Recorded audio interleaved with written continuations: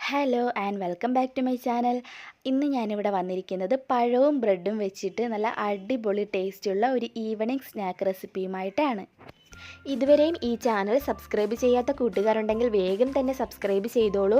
Subscribe ചെയ്യുമ്പോൾ നിങ്ങൾക്ക് കൂടെ ഒരു ബെല്ലൈക്കൺ വരും, അതുകൂടി ഒന്ന് ക്ലിക്ക് ചെയ്ത് വെച്ചാൽ ഞാൻ വീഡിയോസൊക്കെ അപ്ലോഡ് ചെയ്യുന്ന സമയത്ത് നിങ്ങൾക്കത് മിസ് ചെയ്യാതെ കാണാൻ പറ്റും. So let's start. നമ്മുടെ ഈവനിങ് സ്നാക്കിന് വേണ്ടിയിട്ട് ഞാനിവിടെ എടുത്തിരിക്കുന്നത് ഒരു 6 ബ്രെഡ് എടുത്തിട്ടുണ്ട്. നമുക്ക് ചെയ്യേണ്ടത് ഈ ബ്രെഡ് നന്നായിട്ടൊന്ന് പൊടിച്ചെടുക്കണം. അതിന് വേണ്ടിയിട്ട് നമുക്ക് ആദ്യം ചെറിയ പീസാക്കിയിട്ട് നമ്മുടെ മിക്സിയുടെ ജാറിലോട്ട് ഇതിട്ട് കൊടുക്കാം. എന്നതിന് ശേഷം നന്നായിട്ട് ബ്ലെൻഡ് ചെയ്തെടുക്കുക. കുറച്ചുകൂടി ചെറുതായിട്ടിട്ടാൽ പെട്ടെന്ന് തന്നെ ബ്ലെൻഡായി കിട്ടും. നന്നായിട്ട് ഫൈൻ പൗഡർ ആവുന്ന വരെ ഒന്ന് ബ്ലെൻഡ് ചെയ്യണം കേട്ടോ. നല്ലൊരു സ്വീറ്റ് ഡിഷാണ് ഞാനിന്നിവിടെ റെഡിയാക്കുന്നത്. അപ്പോൾ ഞാൻ ഇതൊന്ന് നന്നായിട്ടൊന്ന് ബ്ലെൻഡ് ചെയ്തിട്ട് വരാം. അപ്പോൾ ഞാനിവിടെ നമ്മുടെ ബ്രെഡ് നന്നായിട്ടൊന്ന് ബ്ലെൻഡ് ചെയ്ത് നല്ല ഫൈൻ പൗഡറായി എടുത്തിട്ടുണ്ട്. ഇത് നമുക്കൊരു സൈഡിലോട്ട് മാറ്റി വയ്ക്കാം. ഇനി നമുക്ക് വേണ്ടത് ഒരു ഏത്തയ്ക്ക ഞാനിവിടെ പുഴുങ്ങി എടുത്ത ഏത്തക്കായാണിത്. നന്നായിട്ടൊന്ന് പുഴുങ്ങിയെടുത്ത് തൊലി കളഞ്ഞ് വെക്കുക.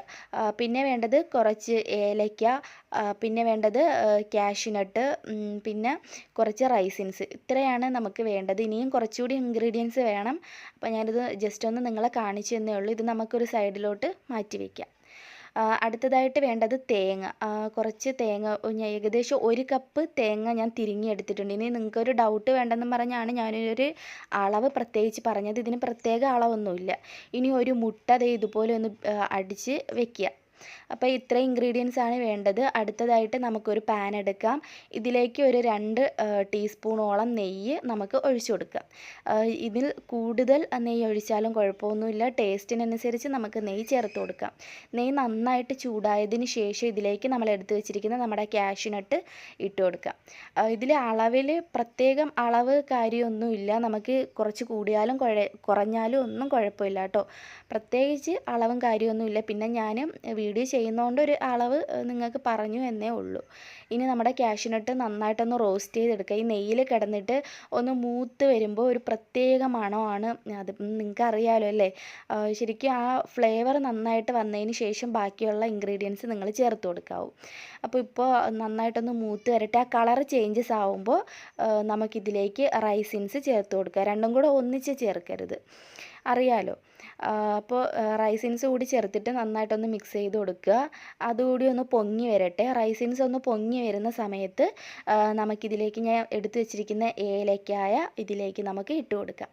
അപ്പോൾ റൈസിൻസ് ഒന്ന് പൊങ്ങി വന്നിട്ടുണ്ട്. ഇനി നമുക്കിതിലേക്ക് ഏലക്കായ ഇട്ട് കൊടുക്കാം. ഞാനൊരു 3-4 ഏലക്കായ എടുത്തിട്ടുണ്ട്. അതുകൂടി നമുക്കിതിലേക്ക് ഇട്ട് കൊടുക്കാം. ശരിക്കും ഇപ്പോൾ നല്ലൊരു ഫ്ലേവറാണ് വരുന്നത്. നല്ല ഫ്ലേവർ വരുന്നുണ്ട്. ഇനി നമുക്കിതിലേക്ക് എടുത്തു വെച്ചിരിക്കുന്ന തേങ്ങ, ഞാൻ 1 കപ്പാണ് എടുത്തത്. ഇനി ഇച്ചിരി കൂടിപ്പോയാലും കുഴപ്പമൊന്നുമില്ല കേട്ടോ. ശരിക്കും തേങ്ങ വേണം. തേങ്ങയാണ് ഈ ഒരു റെസിപ്പിക്ക് മസ്റ്റാണ്. കാരണം ഇതൊരു പ്രത്യേക ടേസ്റ്റാണ് നമ്മളിത് തേങ്ങ കൂടി ചേർക്കുമ്പോൾ. ഇനി നമുക്ക് ചെയ്യേണ്ടത് ഇത് നന്നായിട്ട് മിക്സ് ചെയ്യുക. അതുപോലെ തന്നെ നന്നായിട്ട് മൂപ്പിച്ചെടുക്കുക. നല്ലൊരു ഗോൾഡൻ ബ്രൗൺ നിറമാകുന്നവരെ ഇതൊന്ന് മൂപ്പിച്ചെടുക്കണം. ശരിക്കും ആ നെയ്യിൽ കിടന്നിട്ട് ആ തേങ്ങയൊക്കെ വറുത്തെടുക്കുമ്പോൾ ഒരു പ്രത്യേക മണമാണ്. അതുപോലെ പ്രത്യേക ഒരു രുചിയും കൂടിയാണ്. അപ്പം നെയ്യിൽ തന്നെ ഇത് ചെയ്യാൻ ശ്രദ്ധിക്കുക. കാരണം നെയ്യിൽ ചെയ്താലേ നമ്മൾ ഉദ്ദേശിക്കുന്ന ആ ഒരു ടേസ്റ്റ് ഇതിന് കിട്ടത്തുള്ളൂ. അപ്പോൾ ഇതിൻ്റെ പ്രധാന ഇൻഗ്രീഡിയൻറ്റ് തേങ്ങയും അതുപോലെ നെയ്യും തന്നെയാണ്. ഇനി ഞാൻ ഇതിലേക്ക് 1 ടീസ്പൂൺ കൂടി നെയ്യ് ചേർക്കുന്നുണ്ട്. അപ്പോൾ ഞാൻ മൊത്തം ചേർത്തത് ഒരു 3 ടീസ്പൂൺ നെയ്യാണ് ചേർത്തത്. ഇനി നിങ്ങൾക്ക് ഇതിൽ കൂടുതൽ നെയ്യ് വേണമെന്നുണ്ടെങ്കിൽ 1-2 ടീസ്പൂൺ അധികം വേണമെങ്കിൽ ചേർത്ത് കൊടുക്കാം. നല്ലൊരു ഫ്ലേവറാണ് നെയ്യ് ചേർക്കുമ്പോൾ. അപ്പോൾ നമുക്ക് ഇത് നന്നായിട്ടൊന്ന് മൂപ്പിച്ചെടുക്കണം. ഇപ്പോൾ നല്ല കളറൊക്കെ ഡിഫറൻസ് ആയിട്ട് വന്നിട്ടുണ്ട്. നല്ല വാസനയാണ് വരുന്നത്. ആ നെയ്യിൽ കിടന്നിട്ട് നമ്മുടെ തേങ്ങ വറുക്കുമ്പോൾ ഒരു പ്രത്യേക മണമാണ്.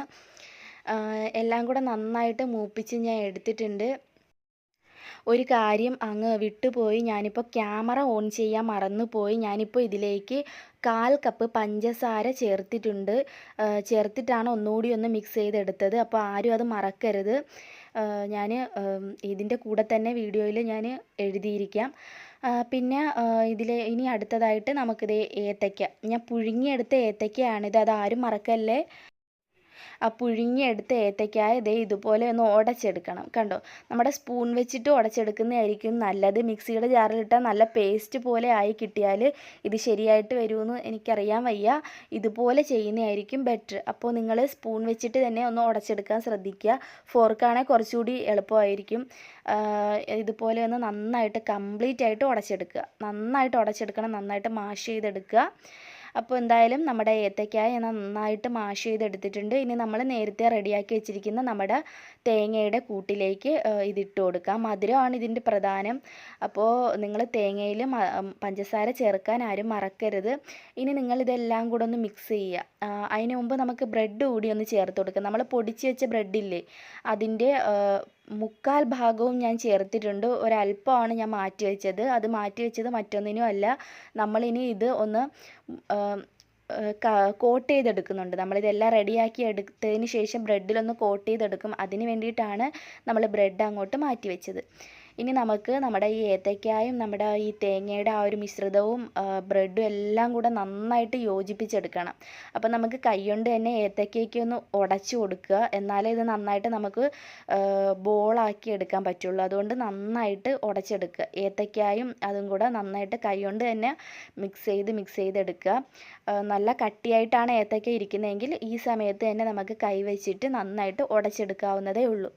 ഉടച്ചെടുത്ത് മാക്സിമം നന്നായിട്ട് നിങ്ങൾ നോക്കുക. കണ്ടോ, ഇതുപോലെ ആക്കിയെടുക്കുക. എന്നതിന് ശേഷം നോക്കുക, നമുക്ക് കയ്യിൽ നന്നായിട്ട് ഉരുളകളാക്കി എടുക്കാൻ പറ്റുന്നോ എന്ന് നോക്കുക.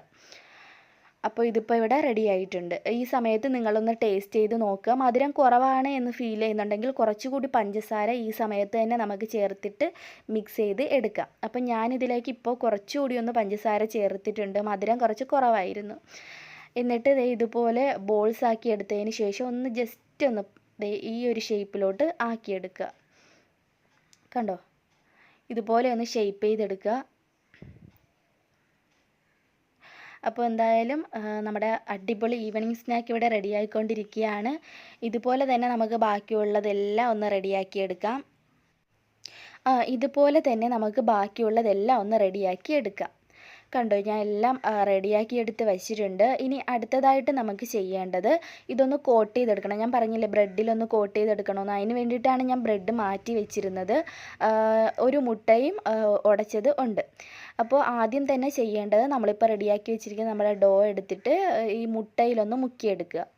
മുക്കിയെടുത്തതിന് ശേഷം നമ്മുടെ ബ്രെഡിൽ കവർ ചെയ്തെടുക്കുക.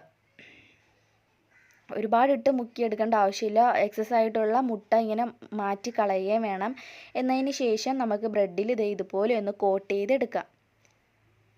കണ്ടോ, അപ്പോൾ നമ്മുടെ സ്വാദിഷ്ടമായ ഈവനിങ് സ്നാക്ക് ഇവിടെ റെഡി ആയിട്ടുണ്ട്. ഇനി നമുക്കൊന്ന് ഫ്രൈ ചെയ്താൽ കൂടി മതി.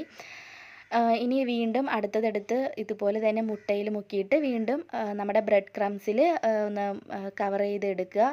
ഇതുപോലെ തന്നെ നമുക്ക് ബാക്കിയുള്ളത് എല്ലാം ഒന്ന് റെഡിയാക്കി എടുക്കുക. അപ്പോൾ ഇത്രയും എന്തായാലും വ്യക്തമായിട്ട് മനസ്സിലായല്ലോ അല്ലേ?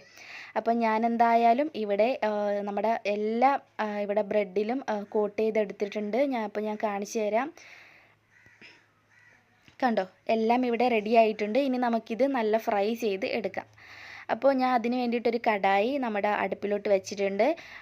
ഇതിലേക്ക് നമുക്ക് ആവശ്യത്തിന് ഓയിൽ ഒഴിച്ച് കൊടുക്കാം. ഓയിൽ നന്നായിട്ട് ചൂടാവണം. ചൂടായതിന് ശേഷം നിങ്ങളിത് ഓരോന്നും ഇതിലേക്ക് ഇട്ട് കൊടുക്കാവൂ. അപ്പോൾ നമ്മുടെ ഓയിൽ നന്നായിട്ടൊന്ന് ചൂടായിക്കോട്ടെ. അപ്പോൾ നന്നായിട്ട് ഇവിടെ ഓയിൽ ചൂടായിട്ടുണ്ട്. ഇനി നമുക്ക് നമ്മുടെ ഓരോ സ്നാക്കും ഇതിലോട്ടിട്ടിട്ട് നന്നായിട്ട് ഫ്രൈ ചെയ്തെടുക്കാം. നിങ്ങൾ ഓവറായിട്ട് കുക്ക് ചെയ്യേണ്ട ആവശ്യമൊന്നും തന്നെ ഇല്ല. കാരണം ഇതെല്ലാം നന്നായിട്ട് ഓൾറെഡി കുക്ക്ഡ് ആണ്.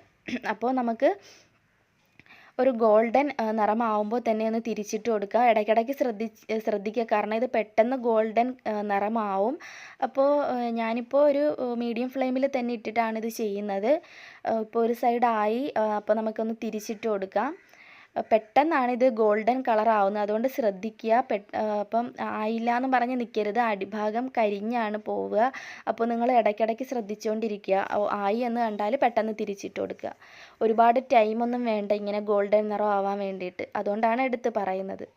അപ്പം നമ്മുടെ ഈസി ആൻഡ് ടേസ്റ്റി ആയിട്ടുള്ള ഈവനിങ് സ്നാക്ക് ഇവിടെ റെഡി ആയിട്ടുണ്ട്.